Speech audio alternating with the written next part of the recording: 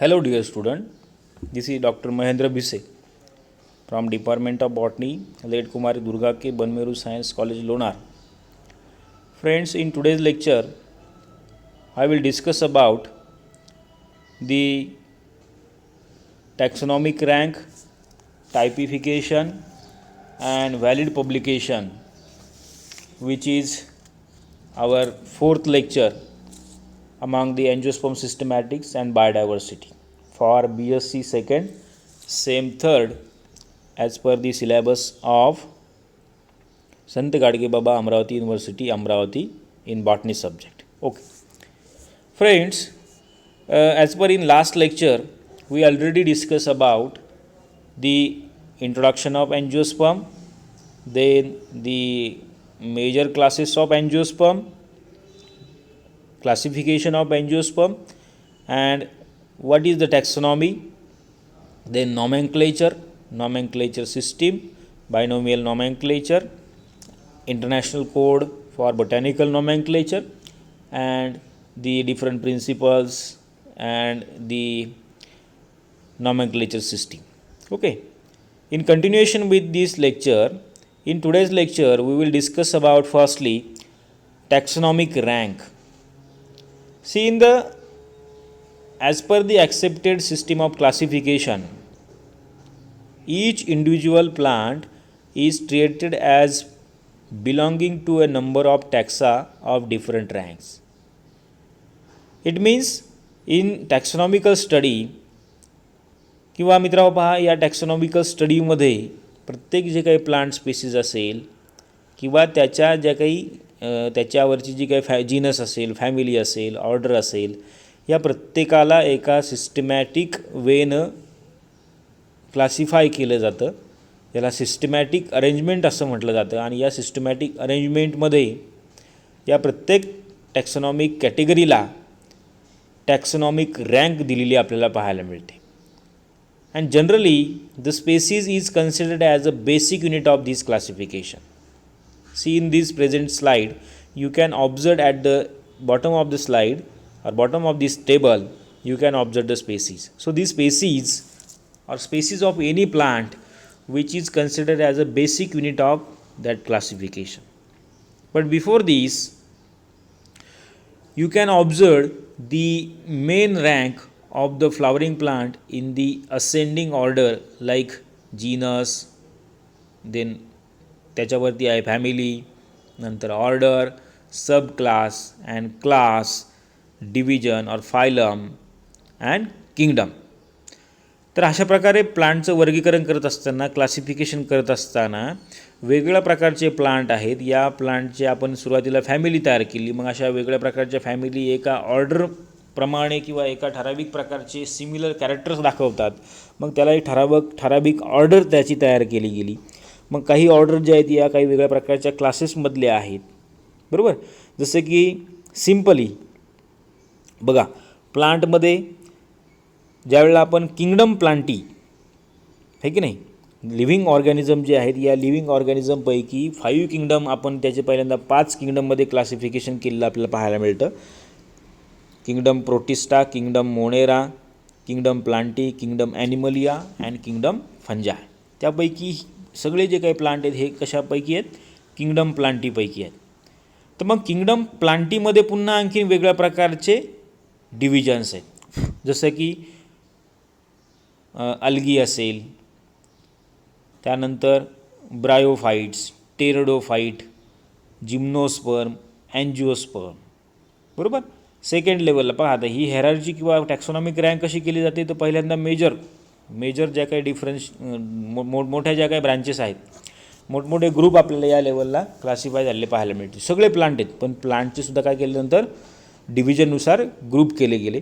पहिली डिव्हिजन आहे अल्गी किंवा त्याला फिओफायटा असं म्हटलं जातं.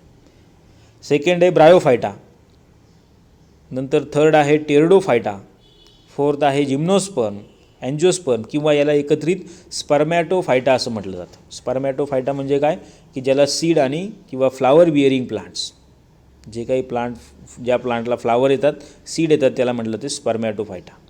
Okay, these are the Cryptogams and फॅनोरोगेम्स.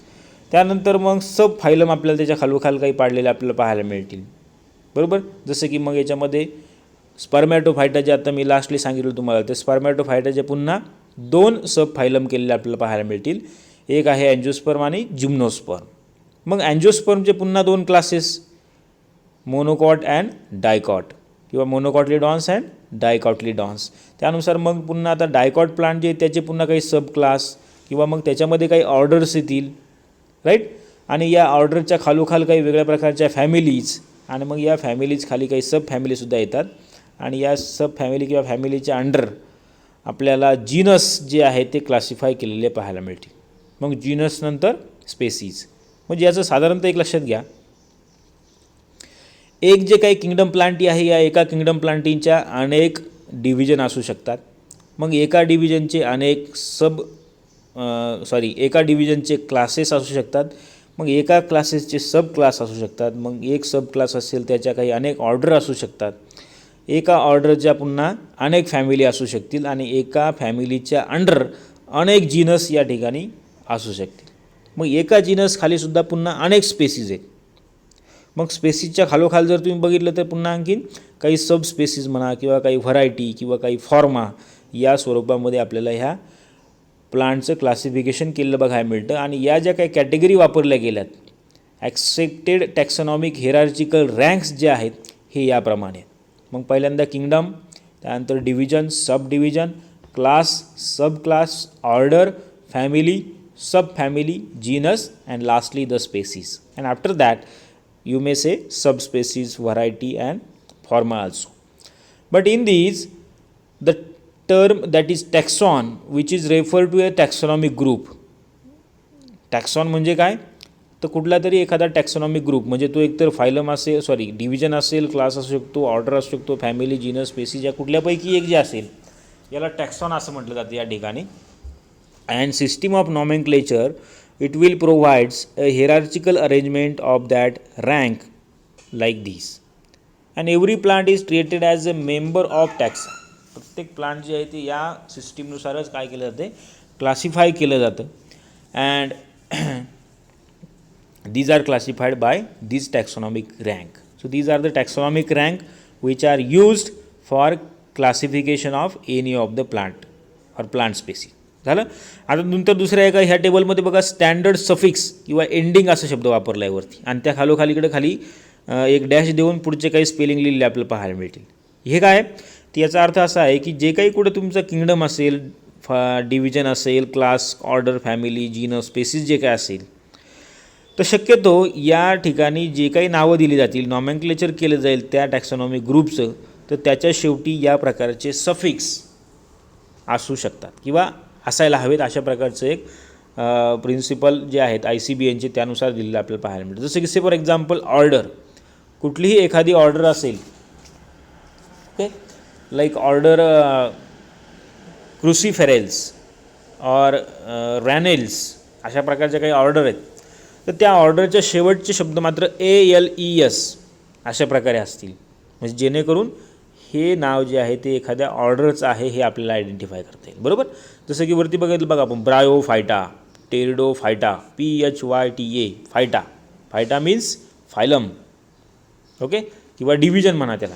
Phylum शब्द जो आहे तो ॲनिमल्समध्ये वापरला जातो आणि डिव्हिजन जे आहे ते प्लांटच्या क्लासिफिकेशनमध्ये वापरलं जातं. त्यानंतर फॅमिली बघितली तर फॅमिलीचं शेवटचं सफिक्स जे आहे ते ACEAE अशा प्रकारे आपल्याला झालेलं पाहायला मिळेल. जसे प्लांट फॅमिली आहेत, ब्रासिकेसी, त्यानंतर लेग्युमिनेसी, लॅमिएसी, ग्रॅमिनी, ब्रासिकेसी, फॅबेसी, पोएसी, वेगवेगळ्या प्रकारच्या फॅमिली आहेत. तर त्या फॅमिलीचे सगळ्यात शेवटचं जे काही सफिक्स आहे ते याप्रमाणे ACEAE याप्रमाणे आपल्याला असलेलं बघायला मिळतं. तर these are the standard suffix. हे स्टँडर्ड सफिक्स आहेत की हे त्या ठिकाणी नॉमेनक्लेचर करत असताना वापरले गेले पाहिजेत, बरोबर. पण मात्र जीनस स्पेसीससाठी मात्र असं काही प्रकारचं सफिक्स त्या ठिकाणी प्रॉपरली युटिलाइज केलं जात नाही, कारण की त्याच्यामध्ये नंबर फार मोठा आहे. पण मात्र जीनस असेल तर तो इटॅलिक झालेला असावा, त्याचं पहिलं लेटर जे आहे ते कॅपिटल असावं, हे आपण आधी बायनोमियल नॉमेनक्लेचर सिस्टीममध्ये पाहिलं. आणि स्पेसीस असेल तर generally which is in specific epithet, italicise, and which is written in the small case. मग या टॅक्सॉनॉमिक रँकमध्ये काय गंमत आहे बघा, आता या चार्टवरून तुम्हाला लक्षात येईल, बरोबर. एकतर तुम्ही खालून वरती जा किंवा वरून खाली या. आपण वरून खाली या पहिल्यांपासून. जसं की किंगडम प्लांटी. आता बघा, किंगडम प्लांटीमध्ये अनेक स्पेसीज आहेत, अनेक 2,75,000 स्पेसीज जवळजवळ या ठिकाणी आपल्याला दाखवता येतील. हे सगळेचे सगळे प्लांट आहेत, पण त्याच्यामध्ये वेगळे प्रकार असतील. मग त्या किंगडम प्लांटीपैकी काही काय आहेत, वेगळ्या प्रकारचे डिव्हिजन्स आहेत. मग जसं की ट्रॅचिओफायटा, व्हॅस्क्युलर प्लांटला काय म्हटलं आहे, ट्रॅचिओफायटा. किंगडम प्लांटीपैकी फक्त व्हॅस्क्युलर प्लांट जे आहे, ज्याच्यामध्ये व्हॅस्क्युलर बंडल्स तयार होतात, तेच प्लांट आपण फक्त या डिव्हिजनमध्ये घेतले. मग या डिव्हिजनपैकी एकच क्लास आपण घेतला, समजा अँजिओस्पर्म, त्याला सेपरेट आउट केलं, बाकीचे प्लांट सेपरेट होतील. अँजिओस्पर्म म्हणजे काय, तर flowering plants and their seeds are develop inside the envelope or any cover. Then among the angiosperms there is a single order, that is rosales. So rose and their alleles, there are suppose 18,000 species, and among the order there is a single family, that is suppose Rosaceae family. मग Rosaceae फॅमिलीमध्ये सुद्धा पुन्हा अनेक genus आपल्याला पाहायला मिळतात. मग त्या जीनस 3,500 जीनस स्पेसीजपैकी एक जीनस आहे रोजा, पण या रोजा जीनसमध्ये सुद्धा आपल्याला 500 स्पेसीज पाहायला मिळतात. मग या 500 स्पेसीजपैकी एक स्पेसीज जी आहे ती रोजा गॅलिका किंवा मॉस रोज आपण ज्याला म्हटलं आहे, अशा प्रकारचं याचं क्लासिफिकेशन केलं जाते. मग आता अनेक प्लांट आहेत आपल्याकडं. मग आपण जर काही खालून वरती गेलं तर सिंगल प्लांट जे आहे त्याचा एक जीनस असेल, family, order, class, phylum, kingdom, या प्रकारे आपल्याला त्याचं क्लासिफिकेशन करता येतं. किंवा मग त्याची कॅरेक्टर्स पाहून आपल्याला याप्रमाणे त्याचं क्लासिफिकेशन करून त्याला आयडेंटिफायसुद्धा करता येईल. And therefore these taxonomical hierarchy or ranks are given to the plant. आलं लक्षात. त्यानंतर प्रत्येक प्लांटला शेवटी मात्र त्या प्रकारचे सफिक्स आपल्याला पाहायला मिळतील. त्यानंतर नेक्स्ट टॉपिक आहे बघा, टायपिफिकेशन, किंवा पुस्तकामध्ये दिले बघा type concept. Okay, type means what. आपण म्हणतो ना बघा, हो त्या टाईपचा आहे, ही त्या टाईपची आहे, हे प्लांट ह्या टाईपचं आहे, अमुक त्या टाईपचं आहे, जेवण ह्या टाईपचं, असं म्हणतो की नाही. टाईप्स म्हणजे काय, एक वेगळा प्रकारचा ग्रुप. पण मात्र इथं टायपिफिकेशनची जी काही कॉन्सेप्ट आहे, it is a legal device to provide the correct name for a taxon. Type म्हणजे काय, की ज्या वेळेला एखाद्या प्लांट स्पेसीजला करेक्ट नाव जे काही दिलं गेलं, नॉमेनक्लेचर करत असताना एखादं प्लांट स्पेसीज जी आहे ती इतर बाकीच्या प्लांट स्पेसीजपेक्षा वेगळी आहे, डिफरंट आहे, हे आपण कधी सांगू शकतो, ती कॅरेक्टर स्टडी केल्यानंतर, बरोबर. पण ज्यावेळेला मग त्याला नॉमेनक्लेचर केलं जातं तर त्यावेळेला समोर त्याचं एक डिस्क्रिप्शन ठेवलं जातं, आणि ते जे काही डिस्क्रिप्शन वापरून त्याला नॉमेनक्लेचर केलं जातं, तर त्या प्लांट स्पेसीजला म्हटलं जाते त्याचा टाईप, फर्स्ट टाईप. म्हणजे से फॉर एक्झाम्पल तुम्ही एखादं प्लांट घ्या, जसं गुलमोहराचं प्लांट आहे. आता अनेक गुलमोहराची प्लांट आहेत पृथ्वीवरती, पण आज रोजीपर्यंत गुलमोहराचं प्लांट आपल्या सायंटिफिक वर्ल्डला म्हणा किंवा टॅक्सॉनॉमिक वर्ल्डला माहिती नव्हतं, त्याची स्पेसीज माहिती नव्हती. पण तुम्ही मग आता त्याचं डॉक्युमेंटेशन करणार आहे, त्याला नॉमेनक्लेचर करणार आहे, तर त्यावेळेला ज्यावेळेला पहिले जे काही ट्विक तुम्ही कलेक्ट कराल, पहिली जे काही स्पेसिमेन कलेक्ट कराल, त्याला प्रिझर्व कराल, त्याचं ड्राय कराल, त्याचं हार्बेरियम तयार केलं जातं. इथं खाली काही हार्बेरियम दाखवलेत बघा. हार्बेरियम म्हणजे काय हे सुद्धा आपल्याला पाहायचं आहे पुढे. तर अशा प्रकारे जे काही पहिलं स्पेसिमेन वापरलं जाते नॉमेनक्लेचर करण्यासाठी, त्या स्पेसिमेनला म्हटलं जाते त्याचा type. So each plant name must have a physical representation permanently associated with it, usually in the form of specimen. This is called as a type. म्हणजे काय, पुन्हा एकदा सांगतो बघा, ज्या वेळेला एखादी नवीन स्पेसीज किंवा नवीन जे काही टॅक्सॉनॉमिक कॅटेगरी असेल, त्याचं नॉमेनक्लेचर करत असताना जे काही समोर तुम्ही प्लांट स्पेसिमेन ठेवलं आहे, ज्या प्लांट स्पेसिमेनच्या कॅरेक्टरवरून, डिस्क्रिप्शनवरून तुम्ही त्याचं क्लासिफिकेशन करताय, नॉमेनक्लेचर करताय, त्या प्रकाराला म्हणायचं टाईप कॉन्सेप्ट. आणि मग हे काय करतं, so each plant name must have a physical representation. प्रत्येक प्लांटच्या नाव देत असताना त्याला एक फिजिकल त्याचा सॅम्पल त्यासोबत असणं आवश्यक आहे. That is we call as the types concept. तर ही टाईप्स कॉन्सेप्ट जी आहे, it is the type specimen, it may a herbarium sheet, it should be herbarium sheet. त्याचं हर्बेरियम करून आपल्याला ते कायमस्वरूपी प्रिझर्व करून ठेवलं गेलं पाहिजे, कारण की नंतर त्याची कॅरेक्टर चेंज होतात, नंतर काय काय होतात त्याच्यामध्ये आपल्याला त्याचं रेकॉर्ड अभ्यास करता यावा, म्हणून it should be a herbarium sheet. आणि अगदी कमी वेळेला किंवा रेअर केसमध्ये त्याचं ड्रॉइंग म्हणा किंवा त्याचा फोटोग्राफसुद्धा आपल्याला त्याचा टाईप स्पेसिमेन म्हणून प्रिझर्व करता येईल. So this specimen which was used by the author to provide its authentic description. बघा, टाईप स्पेसिमेन म्हणजे काय, which is the specimen which was used by the author to provide its authentic description. पहा किती सोपं. पहा, त्याचं authentic description किंवा त्याचं नॉमेनक्लेचर करत असताना ऑथरनं जे काही स्पेसिमेन पहिल्यांदा वापरलं त्या स्पेसिमेनला याचा टाईप स्पेसिमेन असं म्हटलं जाते. आणि असं असणं आवश्यक आहे, कारण की पहिल्यांदा ज्यावेळेला तुम्ही एखाद्या स्पेसीचं नाव दिलं गेलं त्यानंतर अनेक जगामध्ये त्या प्रकारचे इंडिव्हिज्युअल्स मिळणार आहेत, बरोबर. त्याच्यामध्ये काही ना काहीतरी व्हेरिएशन असू शकतं.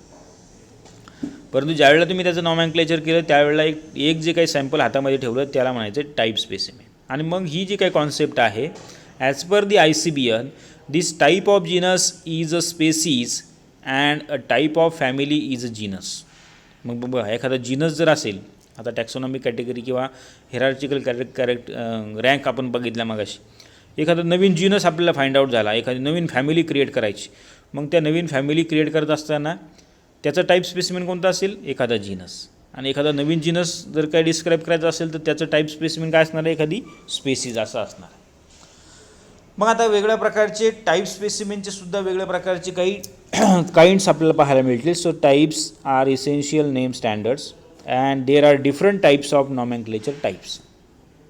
बघा, या टाईप्सचे सुद्धा आणखीन काही टाईप्स आहेत. जसं की फॉर एक्झाम्पल तुम्ही बाजारात गेलात आणि बाजारामध्ये तुम्ही समजा बटाटे खरेदी करायला गेलात, आहे ना, भाजी बाजारामध्ये गेले, तुम्ही बटाटे खरेदी करताय, निवडून घेता तुम्ही बटाटे.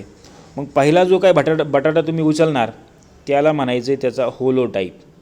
It means a holotype is the one specimen or illustration upon which a name is based. म्हणजे मेन जे काही स्पेसिमेन आहे ज्याच्यावरून आपण त्याचं डिस्क्रिप्शन लिहिलं आहे, त्याला नॉमेनक्लेचर केलं आहे आणि पहिल्यांदा ते कलेक्ट केलं आहे त्याला म्हणतात त्याचं holotype. So specimen used by the author in original publication for nomenclature which is collected firstly from their collection site, it is called as the holotype. Then second one is, दुसरा बटाटा तुम्ही त्याच टोपलीतनं घेणार, बरोबर. Second जो काही दुसरा बटाटा तुम्ही नंतर जो उचलणार त्या सेकंड बटाट्याला या ठिकाणी म्हणायचं isotype, because it is the duplicate of specimen of the holotype. या होलोटाईपचाच डुप्लिकेट म्हणजे समजा त्याच प्लांटवरून दुसरी फांदी तुम्ही जर काही कलेक्ट केली, सेम प्लांट, सेम ठिकाण, सेम प्लांट, बरोबर, त्याच प्लांटवरून दुसरी ट्विक तुम्ही कलेक्ट केली आणि त्याचे हार्बेरियम करून ठेवलं, त्याला म्हणायचं आयसोटाईप. It is similar. बऱ्यापैकी जवळजवळ 99.9% कॅरेक्टर जी आहे ती होलोटाईपसोबतच याची सिमिलर असणार, कारण का ते एकाच ठिकाणचं आहे, एकाच प्लांटचं स्पेसिमेन आहे. So this isotype is a duplicate specimen of holotype collected at the same time by the same person from the same population. पहा, सेम टाईमला सेम पर्सननं सेम पॉप्युलेशन किंवा सेम प्लांटकडनं कलेक्ट केलेलं स्पेसिमेन. नाव third type is lectotype. What is it? It is a specimen selected by competent worker from the original material studied by the author of the specimen. मग पहिलं जे काय होलोटाईप ज्या ठिकाणी गोळा केलं होतं त्याच ठिकाणी जाऊन दुसऱ्या माणसानं ते स्पेसिमेन किंवा त्याच्या आजूबाजूचं स्पेसिमेन जे आहे ते होलोटाईप म्हणून म्हणा किंवा त्या प्रकारचं, ज्यावेळेला एखादा होलोटाईप एखाद्या प्लांटचा मिळत नसतो, डिस्ट्रॉय झालेला असतो, बरोबर, तो बनवण्यासाठी दुसरा व्यक्ती त्या ठिकाणी जाऊन ज्यावेळेला त्या प्लांटचं होलोटाईप किंवा त्याच्या जिओग्राफिकल पोझिशननुसार किंवा काही ना काहीतरी माहिती ते दिली असेल त्या माहितीनुसार त्या ठिकाणावरून ते प्लांट ज्यावेळेला कलेक्ट केलं जाईल त्याला म्हटलं जाते त्याचा lectotype. So it is a specimen that is selected from the original material to serve as the type when no holotype was designated at the time of publication. किंवा ते डिस्ट्रॉय झालं असेल पब्लिकेशन करत असताना, त्याने केलंच नाही त्यावेळेला होलोटाईप म्हणून, बरोबर, मिस झालं, पण डिस्क्रिप्शन मात्र केलं, नवीन स्पेसीज पब्लिश केली, सगळं केलं, अशा वेळेला त्याला म्हणायचं लेक्टोटाईप. त्यानंतर नेक्स्ट आहे बघा neotype. Neotype it is a specimen selected to serve as a substitute to holotype. पुन्हा त्या होलोटाईपचा एक सबस्टिट्यूट म्हणून गोळा केलेला म्हणतात, त्याला म्हणजे neotype. When all material on which the name of taxon was based is missing. म्हणजे ज्यावेळेला होलोटाईप आहे पण होलोटाईपवरली सगळीच्या सगळी कॅरेक्टर मात्र गायब झाली किंवा त्या ठिकाणी आपल्याला व्यवस्थित ती कॅरेक्टर्स आपण पाहू शकत नाहीत. अशा वेळेला जे काही specimen later on it is selected to serve as a single type specimen when an original holotype has been lost, that is called as neotype. म्हणजे होलोटाईप आहे पण त्याच्यावरून आपल्याला काही डिस्ट्रॉय झालेलं आहे ते, बरोबर, किंवा इवन लॉस्ट झाला असेल, होतं आधी पण लॉस झालं, पण मग आता नव्यानं आपण त्याचं काय करणार आहे, त्या ठिकाणी जाऊन त्याच प्लांटची ट्विक जी आहे ती कलेक्ट करून ठेवणार ॲज अ टाईप स्पेसिमेन म्हणून, त्या प्रकाराला म्हणायचं निओटाईप. तर अशा प्रकारे हे टायपिफिकेशन केलेलं आपल्याला पाहायला मिळतं. याचबरोबर काही सिम टाईप म्हणा किंवा nomenclature type, paratype, topotype, epitype असे काही प्रकार आपल्याला याच्यामध्ये पाहायला मिळतात, but they are the substitute. Okay, अशा प्रकारे typification is must in the taxonomical study. Typification हे काय महत्त्वाचं आहे टॅक्सॉनॉमिकल स्टडीमध्ये. कारण काय, तर पहिल्यांदा तुम्ही जे काही नॉमेनक्लेचर करत असताना, डिस्क्रिप्शन करत असताना कोणतं स्पेसिमेन वापरलं, कारण की आपण नंतर 50 वर्षांनी 100 वर्षांनी त्याच्यामध्ये बरेचसे बदल होत असणार आहेत, इव्हॉल्युशन होत जाते. मग अशा वेळेला नॉमेनक्लेचर करत असताना, त्याचं आयडेंटिफिकेशन करत असताना नक्की स्पेसिमेन कोणतं वापरलं हे त्या ठिकाणी आयडेंटिफाय व्हावं म्हणून तयार केलेलं जे काही स्पेसिमेन आहे त्याला म्हणायचं होलोटाईप. लक्षात ठेवा हे 4 टाईप: होलोटाईप, आयसोटाईप, लेक्टोटाईप अँड निओटाईप. त्यानंतर मग स्पेसिमेन कलेक्ट केलं तुम्ही, एखादी नवीन स्पेसिस त्याला हे केली, डिस्क्राईब केली, याप्रमाणे टायपिफिकेशन केलं, नॉमेनक्लेचर केलं. पण मग जगामध्ये होतं काय बघा, एवढं जग मोठं आहे की बरेच लोक एका ठिकाणी किंवा एकाच प्लांटवरती सुद्धा रिसर्च करू शकतात. मग अशा वेळेला जगभरामध्ये 2 व्यक्ती आहेत, 3 व्यक्ती आहेत, त्यांनी एकच सिंगल स्पेसिमेन नवीन स्पेसिस म्हणून डिस्क्राईब केलं आणि त्याला 3 वेगवेगळी नावं दिली गेली. मग अशा वेळेला नक्की कोणाचं नाव ॲक्सेप्ट करायचं बाकीच्या लोकांनी, असा मोठा प्रश्न निर्माण होईल. मग अशा वेळेला काय केलं जातं, त्याच्या पब्लिकेशनला प्रायोरिटी दिली जाते. म्हणजे कोणी लवकर पब्लिश केलं आहे की नाही, डेट वाईज. आता नॉमेनक्लेचर केलं तुम्ही, पण ते व्हॅलिड कधी मानलं जाईल, तुम्हाला लास्ट लेक्चरला मी सांगितलं, it is valid when it is published or when the description and photographs or illustration or other details of that specimen has been published in reputed and valid publication, say for example in any kind of journal, research journal or magazine. Okay, तर मग या ठिकाणी priority त्याला दिली जाते की ज्याचं पहिल्यांदा पेपर पब्लिश झालेलं आहे किंवा ज्याने पब्लिश केलेलं आहे लवकर पहिल्यांदा, त्याचं नाव जे आहे ते ॲक्सेप्ट केलं जातं आणि बाकीच्या नावाला त्याला सिनोनेम म्हटलं जातं किंवा त्याला ब्रॅकेटमध्ये टाकलं जातं. Okay, so nomenclature is based upon the priority of publication. पहिलं नाव कोणी किंवा नॉमेनक्लेचरला कशाची प्रायोरिटी दिली जाते, it is based upon priority of publication, that is earliest legitimate name is the correct name. म्हणजे पहिलं जे काही कोणी पब्लिश करेल त्यालाच काय म्हटलं जाते, करेक्ट नेम असं म्हटलं जातं. Then each taxonomic group can have only one correct name. प्रत्येक टॅक्सॉनॉमिक ग्रुप असेल, जीनस, स्पेसीज, फॅमिली असू नाही तर ऑर्डर असू, या प्रत्येकाला किमान एकच करेक्ट नाव असावं. Which is the earliest that is accordance with the rules and principles of ICBN and accept in the specified cases. काही स्पेसिफिक केस असतील तर सोडा, पण प्रत्येकाला एकच सिंगल नाव दिलं गेलं पाहिजे. म्हणजे समजा एखादी स्पेसिस जगभरामध्ये कोणी ना कोणीतरी डिस्क्राईब केली म्हणून आपल्याकडे ती स्पेसिस मिळाली म्हणून आपण पुन्हा त्याला नवीन डिस्क्राईब करायचं का, नाही. ती काय डिस्क्राईब त्याचं नवीन डिस्कवरी होणार नाही आणि ती मानलीसुद्धा जाणार नाही. Then priority begins with the publication of Linnaeus. आता ही प्रायोरिटी कधीपासून दिली गेली बघा, जसं की लिनायसनं स्पेसिस प्लॅन्टरम नावाचं जे काही पुस्तक म्हणा किंवा त्या प्रकारचं जे काही लिटरेचर त्यांनी त्यावेळेला तयार केलं होतं 1 मे 1753ला, त्यामध्ये ही प्लांटची नावं त्यांनी दिली गेली. तर याला म्हटलं जाते प्रायोरिटी ऑफ पब्लिकेशन. पहिल्यांदा त्याने नावं दिली गेली आणि त्याच्यामध्ये पब्लिश केली. तर जी काय आहे, जसं मॅन्जिफेरा इंडिका हे पहिल्यांदा त्यांनी त्या ठिकाणी नाव दिलेलं स्पेसिस प्लॅन्टरममध्ये. तर यानुसार ही व्हॅलिड पब्लिकेशन म्हणून मानले जातात आणि त्यानुसार प्रायोरिटी मानली जाते. Then the correct name of species is the combination of earliest published valid generic names. The correct name of species is the combination of, आता करेक्ट नेम कोणते, दोघांनी वेगळी नावं दिली, मग याच्यातलं करेक्ट कोणतं नाव हवं, तर मग पहिल्यांदा जे काही कोणी पब्लिश केलं असेल valid generic name with the earliest published valid specific epithet, मग हे सगळे काही चेक केले जातील आणि त्यानुसार आपल्याला नंतर त्याचं रिव्हिजनसुद्धा करता येईल. आणि याप्रमाणे करेक्ट नेम जे आहे ते आपल्याला याच्या थ्रू पब्लिश करता येतं. These are the priority of names and synonyms. But in these many of the publications, आता पब्लिकेशन्स कोणती असायला हवी, तर publications are to be research journal. Research ज्या ठिकाणी पब्लिश होतो त्या विषयाचा त्यामध्ये हे पब्लिश केलं गेलेलं असावं. बरोबर. आता आजच्या घडीला आपल्याला बरीचशी काही ऑनलाईन रिसर्च जर्नलसुद्धा पाहायला मिळतात जी फॉर्मॅटमध्ये आहेत. या पाठीमागं प्रिंटिंग फॉर्मॅटमध्ये असायची, आता प्रिंटिंग फॉर्मॅटमध्ये सुद्धा आहेत आणि आता फॉर्मॅटमध्ये सुद्धा आहे. जसं की फॉर एक्झाम्पल नेचर नावाचं जर्नल आहे, त्यानंतर मग फायटोटेक्सा नावाचं जर्नल आहे, मायकोटॅक्सॉन आहे, निलंबो आहे, वेगळ्या नावाची जर्नल्स आहेत. बरोबर.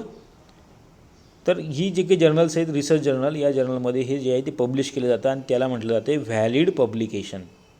आणि मग या व्हॅलिड पब्लिकेशनमध्ये करेक्ट जे काही बायनॉमियल नॉमेनक्लेचर सिस्टीम आहे त्याचा वापर करून मग ते त्या ठिकाणी त्याचं करेक्ट नेम म्हणजे जीनस असेल, स्पेसिस असेल, त्यानंतर त्याची ऑथरशिप असेल, हे सर्व काही description, detail description in Latin they are given in that publication.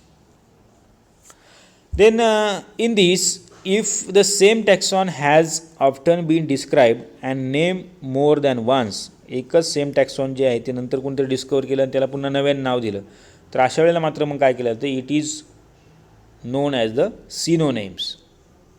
बरोबर. जसं की से फॉर एक्झाम्पल ॲलोवेलास्टोनी, ॲलोवेराची जी स्पेसिस आहे बघा, ॲलोवेरास्टोनी रेंडल इन 1908 साली. This species was also published under other different names. म्हणजे बघा 1908 नंतर 1921 साली डी विल्ड या सायंटिस्टनं ॲलो एंजिन्सिस, ॲलो बेगवर्टी, ॲलो लिन्युअरलिस या वेगवेगळ्या नावाने ही स्पेसिस जी आहे ती पब्लिश केली. आता याच्यामध्ये फॅक्ट असा आहे की या सायंटिस्टला बहुतेक या रँडेल यांचं डिस्क्रिप्शन मिळालं नसावं किंवा त्याचं पब्लिकेशन त्यांच्यापर्यंत पोहोचलं नसावं. आणि मग नंतर मात्र या गोष्टी ज्यावेळेला लक्षात येतात त्यावेळेला ही 5-5 नावं, 4-4 नावं एका स्पेसिसला देण्यापेक्षा व्हॅलिड नाव कोणतं पकडलं जातं किंवा कोणत्या नावाला प्रायोरिटी दिली जाते, ज्यानं पहिल्यांदा पब्लिश केलं ते. आता 1908 साली पहिल्यांदा पब्लिश केलेलं जे नाव आहे व्हॅलस्टोनी, it is considered as a priority किंवा it will gives priority for names. Then homonyms is a name that has been use for more than one taxon. एकच नाव जे आहे ते वेगवेगळ्या टॅक्सॉनलासुद्धा कधी कधी लोक दिलेलं आपल्याला पाहायला मिळतं. जसं की बघा कॉन्व्हॉल्व्हुलस कोएरलस स्प्रिंजल, आणि हेच नाव कॉन्व्हॉल्व्हुलस कोएरलस स्क्युमॅचर 1827 साली हेच नाव त्यांनी दुसऱ्या टॅक्सॉनला दिलं गेलं. मग अशा वेळेला सेम नाव आहे, सेम बॉटॅनिकल नेम आहे, पण 2 वेगळ्या स्पेसिस आहेत, त्यावेळेला अशा प्रकारच्या नावाला म्हटलं ते होमोनिम्स. आणि मग याच्यावरती नंतर लेजिटिमेट म्हणून किंवा टॅक्सॉनॉमिकल स्टडी करून याचं रिव्हिजन करून नवीन 2 वेगवेगळी नावं या दोन्ही प्लांटला दिली गेलेली आपल्याला पाहायला मिळते. मग व्हॅलिड पब्लिकेशन कशाला म्हणायचं, ही जी काही नावं जी आहेत किंवा डिस्क्रिप्शन जे आहे ते एखाद्या ठराविक पब्लिकेशनमध्ये पब्लिश केलं जातं त्याला म्हणायचं व्हॅलिड पब्लिकेशन. मग what is the valid publication, it is the effective publication which is accordance with the rules. Okay, which is the accordance with the rules. मग कोणत्या रूल्सनुसार, तर that is printed matter has to be describe to the general public or at least to botanical institutions with libraries accessible to the botanist generally. आता कोणतं valid publication आहे की असं publication जे आहे ते सर्वसामान्य पब्लिकपर्यंत पोहोचलं गेलं पाहिजे, किमान बॉटॅनिकल इन्स्टिट्यूट जे आहेत या बॉटॅनिकल इन्स्टिट्यूटच्या लायब्ररीमध्ये तरी किमान पोहोचलं गेलं पाहिजे. अशा या पब्लिकेशनला म्हणायचं व्हॅलिड पब्लिकेशन आहे. तर आपण आपल्या इथं पुस्तक सुरू करायचं एखादं जर्नल आणि ते फक्त आपल्या गावापुरतं आपल्या कॉलेजपुरतं असून उपयोगी का नाही, ती जगभरामध्ये किमान त्या रिलेटेड सब्जेक्ट फील्डमध्ये तरी जायला हवं. अशाला म्हणायचं valid publication. So it is publication that is accordance with the rules which have a Latin diagnosis. बरोबर, त्या प्लांटचं लॅटिन डायग्नॉसिस त्याच्यामध्ये दिलं गेलेलं असतं. Which gives a clear indication of rank. it designate a type and its location and publish in a scientific journal. मग जशी काही journal बघायचं, एक एक्झाम्पल म्हणून एक जर्नल टाकलं आहे मी, that is journal of Kew Bulletin. Kew Bulletin नावाचं एक जर्नल आहे, सायंटिफिक जर्नल आहे की जे रॉयल बॉटॅनिकल गार्डन क्यू, जगभरातलं एक इंटरनॅशनल गार्डन आहे बॉटॅनिकल गार्डन, त्या बॉटॅनिकल गार्डनच्या थ्रू हे जर्नल चालवलं जातं. मग याच्यामध्ये हे जर्नल जे आहे ते जवळजवळ त्यांच्या वेबसाईटवर सगळ्यांना अवेलेबल आहे, ई फॉर्मॅटमध्ये आणि प्रिंटिंग फॉर्मॅटमध्ये सुद्धा. त्यानंतर इकडे उजव्या साईडला एक माझा रिसर्च पेपर आहे बघा, some new records of black mildew fungi from Mahabaleshwar which is published in international journal of life science scientific research. तर अशा जर्नलमध्ये हे पेपर पब्लिश केले जातात आणि त्यानुसार याला म्हणायचं व्हॅलिड पब्लिकेशन, की जे सगळ्या लोकांना अवेलेबल आहे. Okay, so dear student, for this today enough for this, and for this you must have to refer our reference book as well as our textbook. So this is our textbook, Angiosperm Systematics, Anatomy and Embryology for this third semester. तुम्ही हे textbook available करून घ्या आणि हे काही पुढचे काही reference आहेत, काही ऑनलाईन मिळाले तुम्हाला तर पहा. टॅक्सॉनॉमी ऑफ एंजिओस्पर्म जे आहे ते मला असं वाटते ऑनलाईन त्याच्या काही ई प्रिंट आपल्याला पाहायला मिळतात. तर हे रेफर करा आणि त्यानुसार you have to refer. If you have any query, please feel free to ask me on our WhatsApp group. Okay, thank you so much. Have a nice day.